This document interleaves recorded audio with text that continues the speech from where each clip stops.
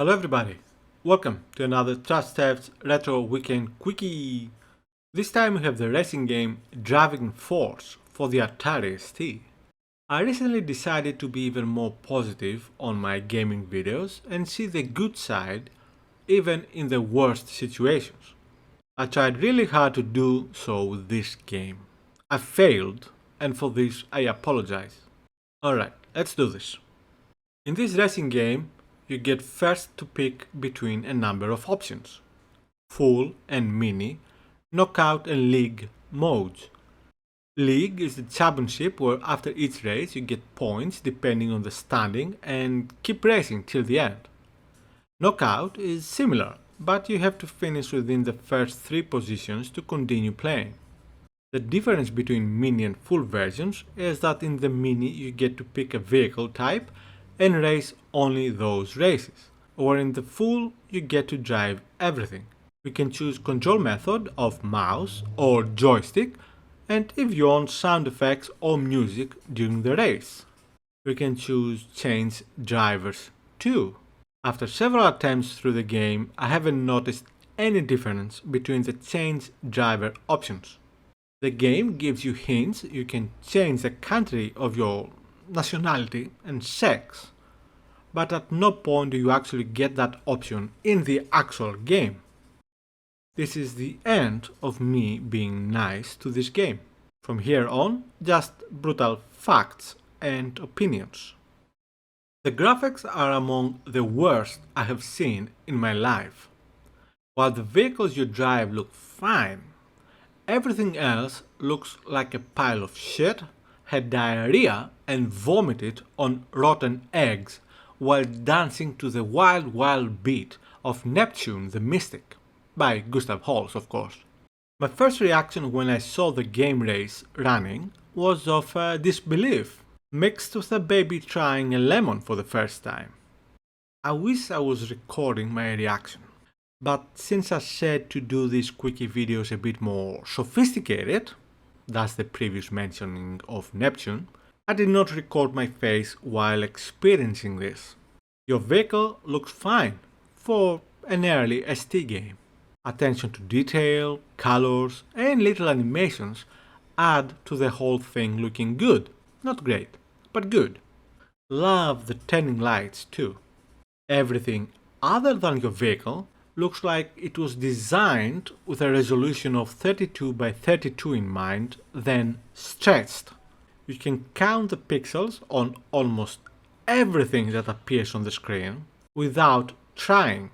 It looks like they chose one artist for the player's vehicle graphics and animation, then fired the person and hired their dog for the rest. Utter garbage. The road looks like huge logs of cow shit, stretched to make it look less like the shit it is, but failing. The obstacles at the side of the road look like masterpieces of realistic design if they were drawn on a VCS. The AI vehicles look like they took a aforementioned dog, told the dog to draw a vehicle that approximately looks like the player's vehicle, but like if it was a young child of that vehicle, and with about a third of the detail and color. Granted, remarkable work for a dog, but still shit for this game. The background mountains, or other graphics depending on the race, look like they are flying at high speeds from left to right, or right to left, even where you are driving straight at them, at any speed. They look ridiculous, nonsensical, absurd, and just vomit-inducing. My guess is the main reason for this is their attempt to hit a constant 50 FPS. I don't know if they actually hit that mark, they might do so. But in their attempt for maximum frame rate, they forgot to make sure everything else was acceptable. Not great, but at least acceptable. Even when you are driving in a straight line without anything else, the combination of magical background scenery with the ugly road logs of shit makes a semi-hypnotic effect where you just get drawn to the mesmerizing pulsating effect of poop log after poop log. The fun thing is that because of how this works in the game, it also creates an effect which I wouldn't find it impossible to believe it might trigger seizure attacks to some players. The only positive thing about this is that I highly doubt any players will play the game for more than a few minutes, so they will probably be okay.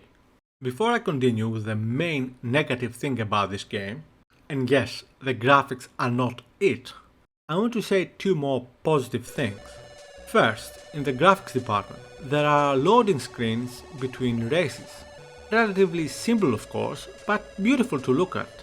They remind me of the loading screens in the 1.6 million times better games of the Lotus series. Second is the sound. The sound effects are simple, but some effort was placed in not making them annoying. They are not too loud, too sharp, or too repeating. They are acceptable. The music, while not going to win any awards, it is easy to listen to and one of the few parts of this game which is clearly done with love.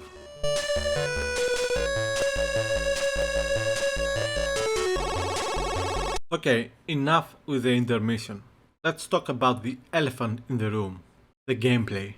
The clusterfuck of clusterfucks. As some other racing games, if your vehicle touches an obstacle or other vehicle, there are consequences. In this game you lose speed, even go in reverse for a second or two. Nothing too serious actually. The problems are in two other parts. The controls is the first one. As I mentioned before, you can play with a mouse or a joystick. If you play with a mouse, the vehicle is too quick to respond. Play with a joystick then.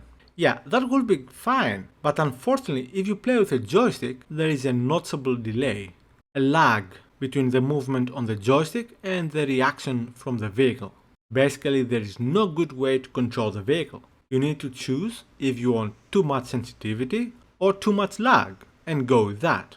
As controlling of a vehicle is one of the most important aspects of a racing game, you can see how this is bad. The second major problem is the way the vehicle interacts with the road. Always a good thing to hear about a racing game. If your vehicle isn't traveling fast enough or straight enough, it will fall through the road, aka the logs of poop. The problem is not easily seen if you are on ground level, but anything even a bit off the ground, just forget about playing this game. Up to this point I edited the video so that you don't see much of this, but in reality this is what you'll experience in most races for at least half the length of most tracks.